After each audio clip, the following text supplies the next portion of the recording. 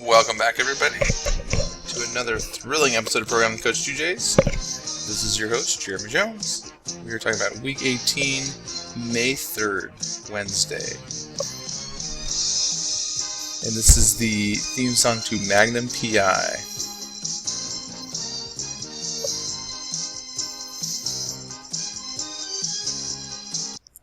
I guess I should have said, welcome back, Magnums and Higginses, to another thrilling episode of Program with Coach 2J's. But that is the theme song. And if you haven't watched Magnum PI, you are missing out. That is a great show. So we've got a practice context here. We're doing some ankle mobility because of all the running we're doing today. You can do the ankle mobility before the skill practice one or after. That's fine. Either one will work. But then we're going to do some 10 minutes of GHD sit-up progressions.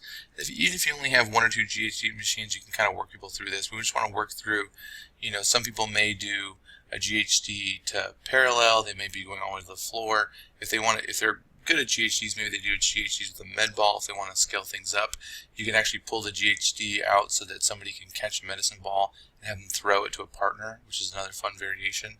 If you don't have enough GHDs, you can do strict toes to bar progressions, or you have them lay on the floor and grab a post or whatever and do, kind of a version of the dragon flag, where they're doing the toes to the post, and then maybe even scale up to where they're on their shoulders. They're not even their back isn't even on the floor, which is another variation. No strength or superset today. We're just going to focus on doing this longer Metcon. So we've got 10 squat clean thrusters. Then we're going to do some single arm overhead lunges and then running. One of the big things I'm always pointing out to people with the squat clean thrusters, or any thrusters in general, but definitely squat clean thrusters, is we don't want people to risk hitting their elbow on their knees. It's probably the biggest risk on these movements. Is if they catch their elbow on their knee, they could really jack their wrist up. So you want to make sure that you coach the proper elbow position, and that the elbows should be forward and in, and the knees should be out. So they're not gonna. If the elbows are pointing down, there's a good chance they could catch that knee on the elbow. So that's something you want to watch out for. And then on the single arm double dumbbell overhead lunge, I don't care which arm they use or how often they use one arm or the other. Remember that with conditioning workouts, I'm not as concerned about being exactly balanced left to right as much as we're trying to create conditioning. So if somebody has one bad shoulder, if they do more than 50% of the workout with their good arm, that's going to be fine, right? We don't want to punish people because they can't do it on their other arm, or create some sort of scaling issue. Worst case scenario, you can have them do 20 feet with the good arms, with the arm extended, and then their other arm, they could do it in the rack position, which is another option as well.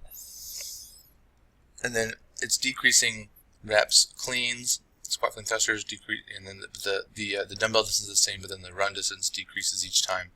So this is one of those movements where even if the first round's pretty difficult, they should be able to maintain it because the squat clean thruster reps decrease as the workout goes on. But that being said, you should be people who might be going a little heavier than they should be aware that you can tell them, hey, use that weight, but we can always drop it down. So that way you can interrupt them in the workout, and maybe when they're on their run, you can change the weights out for them, and then they can use a heavier load for the first round or second round, and then you can drop it down if they need it.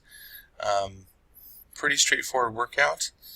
We've got, it's going to be about 11-17 minutes, and then I've got the scaling guide here. So if they finish the first two rounds in around 7.5 to 10 minutes, it should be okay to finish this workout on the right time. And like I said, there is a scale up here, so you may even encourage people to do the scaled up version for the first round and just see how they end up.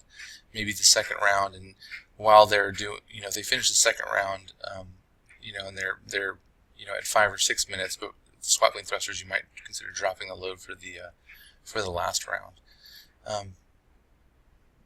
No cash out for today.